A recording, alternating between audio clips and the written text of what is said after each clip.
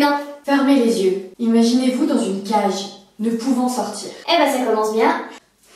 C'est pas terrible, hein? Eh bien, c'est ce que nous faisons involontairement vivre à nos petits rongeurs. Bah ils ont leur cage, on s'est fait pour. La cage, si on veut la conserver, sert de chambre. Et crois-moi que si je t'enferme dans ta chambre toute ta vie, tu vas pas apprécier. Non. Trêve de plaisanterie, nous pouvons largement leur proposer une vie en totale liberté. Après des aménagements, non. Tout à fait. S'il est amené à vivre avec des enfants turbulents ou avec des prédateurs, commençons par lui choisir une pièce dans le calme. Ensuite, pensons sécurité. La première des choses à faire est de gainer tout fil électrique. Ce sont des rongeurs. Tout obstacle se présentant devant eux sera rongé. Alors, on range. Pensons également aux plantes de la maison qui sont toxiques, aux eaux de rinçage. Ok, mais je veux pas de crotte partout, moi. On fait comment pour la propreté?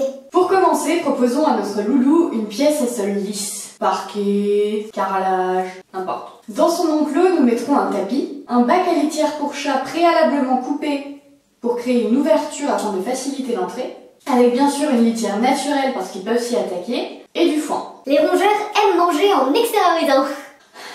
Oui. Et si les crottes se retrouvent à l'extérieur du bac, il suffit de les remettre dedans. Et pensons à la cachette.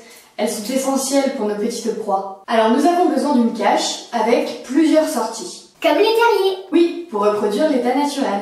Et s'il leur est possible de grimper dessus, c'est encore mieux. Et les sorties? C'est toujours sous surveillance? Les premières, oui. Ensuite, s'il n'y a pas de prédateurs dans votre maison, nous pouvons largement faire vivre nos petits rongeurs en totale liberté. Si vous êtes de nature plutôt bruyante ou si vous vivez avec un chien, un chat, un furet ou n'importe quel autre prédateur, mieux vaut lui procurer une pièce, à lui, au calme. Ouais, vaut peut-être mieux éviter la promiscuité forcée avec les prédateurs pour notre petite proie. Mais c'est une proie pour vous aussi, non, les humains? Tout à fait. La première chose à faire est de créer un lien. Donc c'est simplement de passer du temps ensemble, sans rien exiger ou en proposant un jeu par exemple. Un jeu avec ces bébêtes?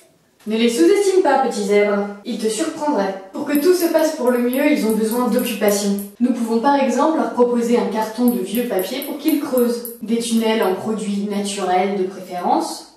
Les rongeurs risquent de s'y attaquer. Des jouets à gratter, ronger, secouer. On peut même leur préparer des parcours et leur apprendre des tours. Genre, donne la batte? Oui, par exemple.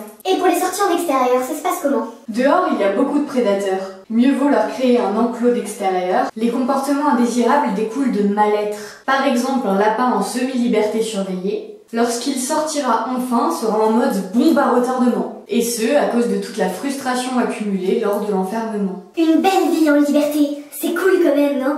Et bien sûr, si tu as des problèmes avec ton compagnon, n'hésite pas à me contacter ou à contacter un de mes confrères de ta région, ainsi qu'un vétérinaire. Si cette vidéo t'a plu, n'hésite pas à commenter, liker et partager la vidéo, ça nous aide beaucoup. Jette aussi un œil à la description pour nous retrouver sur les réseaux sociaux, et abonnage!